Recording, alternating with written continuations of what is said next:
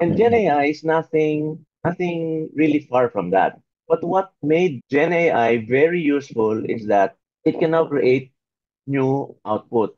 In machine learning, it was really about just looking at the input and saying what it is.